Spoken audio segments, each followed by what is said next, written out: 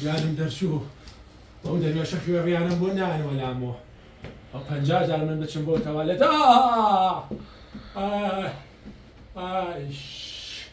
ئای تەلەفۆنەکە بۆ دەریێشانە دەریێش ئەڵڵا دایکە گیان دایکە ئەمرم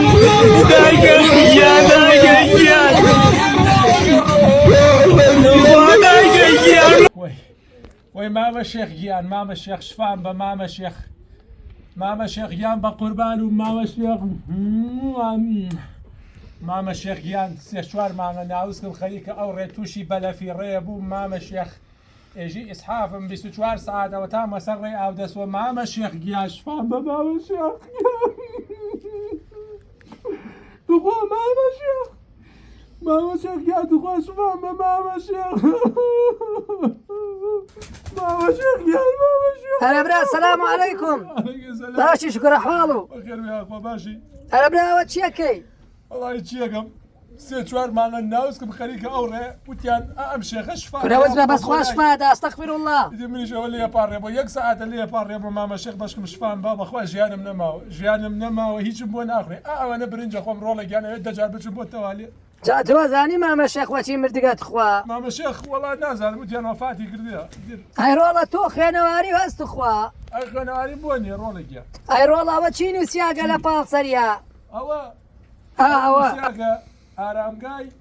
مامە شێخ ساڵی 2026 و نەخۆشی بەلەفیڕە چی؟ بەلەفیڕە کۆچی دوایی کردووە ئەخۆ نەخۆشیەکەی منە بخوا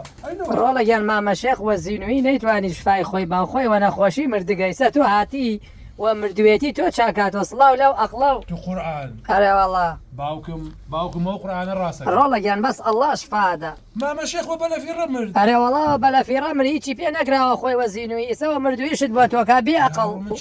كره مشركي شيء يعني ئەمە هیچی پێ ناکرێ بۆ واذا مرضت فهو يشفين بس الله شفاء داوا لو كرولا جا والله ڕاستەکەی معاذ الله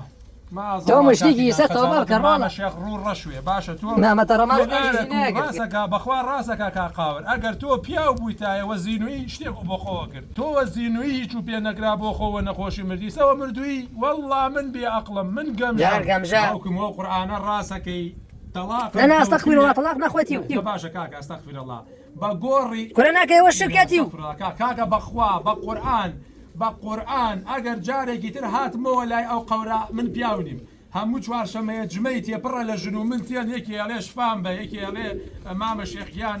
زەوقم کوران خواتەوە بە بەختم بەسراوە یەکی ئێژێ مناڵم ناوێ یەکی ئەڵێ نسیبم هەڵناسێ یعنی هەمووی شەریک بۆ خوا بڕیارە دەنەکەنە شەریک هلا والله قشتي مشرك بەو قورئانە ئێستا ئەو قەورە بيرو خيانة تر شەریکی بۆ هلا والله قبل فرستيه بيرو خيانة بس هذا بيرو خيانة الله اكبر بيرو خيانة بقرباني دسو الله اكبر